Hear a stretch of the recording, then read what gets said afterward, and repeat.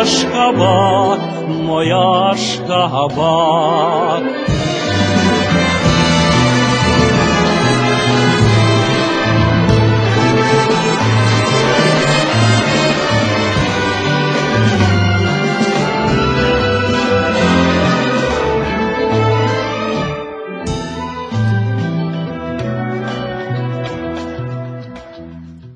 Ашхабад. Какое приятное, благозвучное и хорошее название.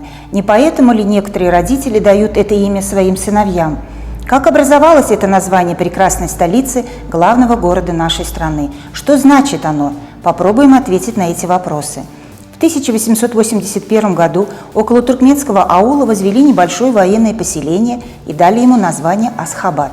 Затем этот населенный пункт разросся и превратился в центр Закаспийской области, а после строительства железной дороги это название было дано железнодорожной станции. В результате название маленького села на равнине Кесиаркач, нигде неизвестное доселе, постепенно приобретает широкую известность. Происхождение слова «Ашхабад», смысл его, эти вопросы привлекают внимание многих людей. В народе об этом создано немало преданий. Многие ученые занимались выяснением значения слова «Ашхабад».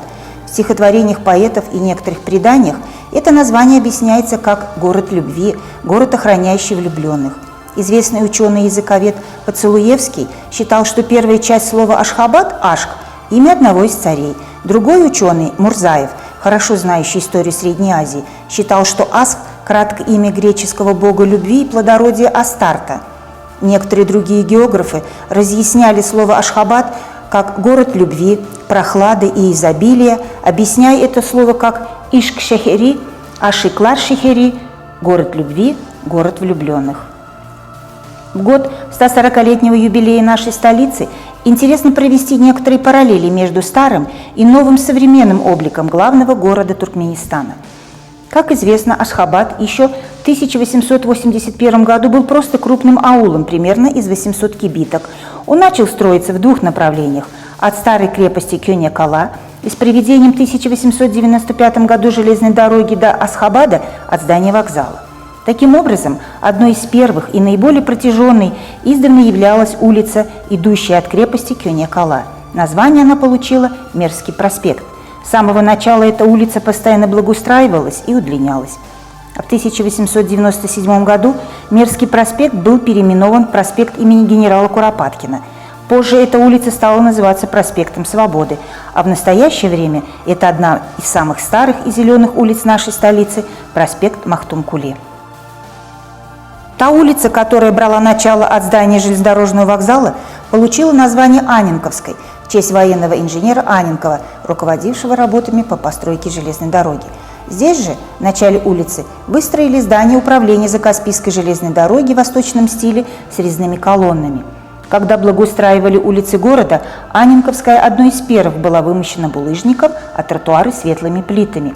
По обеим сторонам улицы пышно росла зелень.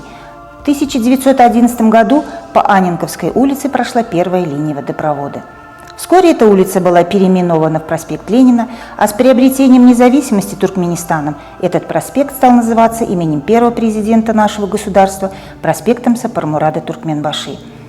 Как и прежде, этот проспект начинается от железнодорожного вокзала, проходя мимо исторических административных зданий, парка культуры и отдыха Ашхабад, а также мимо светлых корпусов Олимпийского городка, где проходили соревнования и жили все участники этого крупнейшего спортивного события азиатского региона и первого в истории независимого нейтрального Туркменистана. Вот таким был облик нашей столицы в конце XIX – начале XX веков.